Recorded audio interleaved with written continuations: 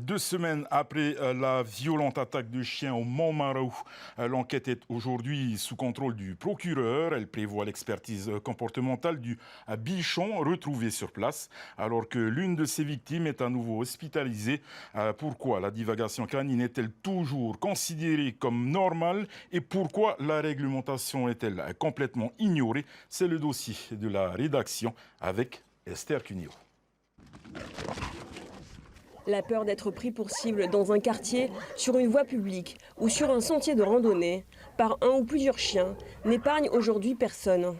Pas même les spécialistes. Je n'y vais plus car les voies publiques ne sont pas sécurisées. Certaines propriétés sont ouvertes, ne sont pas étanches. Les chiens peuvent s'échapper et j'ai trop peur effectivement qu'il arrive une attaque de meute envers mon chien. Une peur qui ternit l'image d'Épinal de la Polynésie française, théâtre de violentes attaques, y compris dans les îles, comme ici à Rangiroa, où en dehors des passants, des habitants sont quotidiennement harcelés jusque sur leur palier par les chiens de la voisine. Si les victimes et les dépôts de plaintes se multiplient, la divagation canine, elle, poursuit son œuvre. C'est le constat que fait Maître Jourdain, l'avocat de l'une des victimes du Montmarault. On peut se poser la question des mesures qui sont prises à titre de prévention. Voyez-vous, le problème d'un chien qui mord, c'est plus un problème à rechercher auprès du propriétaire gardien de l'animal pour éviter justement que ce chien ait pu commettre cette agression.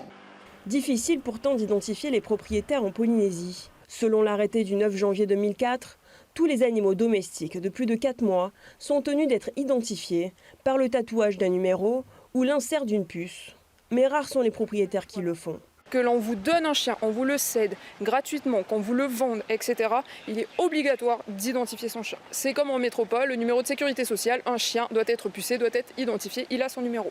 Seulement voilà, la sanction prévue par ce même arrêté est une contravention de première classe, soit 2 000 francs maximum. Une amende qui peut être majorée à 3 900 francs, mais qui reste bien en dessous des 7 000 francs à débourser chez le vétérinaire pour une opération d'identification. Idem pour les permis de détention de chiens d'attaque. Des chiens censés être muselés sur la voie publique et tenus en laisse. Des chiens également soumis à une évaluation comportementale afin de déterminer leur niveau de danger et de prévoir des mesures préventives. Un chien qui est avec un potentiel dangereux, qui est entre de mauvaises mains, oui, là il peut devenir dangereux, il est même beaucoup plus dangereux même qu'une arme blanche. Donc le fait de savoir quelle est la population, qui détient ces animaux et s'ils sont bien cadrés, puisque les obligations légales font qu'on est obligé d'avoir une formation quand même pour apprendre à s'en occuper, éviterait quelques dérives.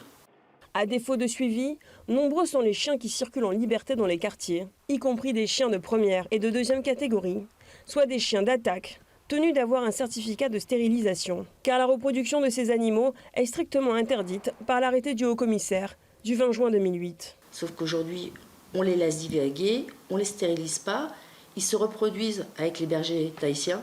Et le berger tahitien, il a un caractère qui va être plus de défense. Quand on fait des croisements entre un chien cool et un chien qui peut être dangereux, il peut avoir à l'arrivée une morphologie de chien cool, mais avec un caractère de chien dangereux. Et c'est ça qui nous pose problème, et c'est sur ça qu'on a alerté depuis de nombreuses années le pays, sur le fait qu'il faudrait faire respecter cette loi.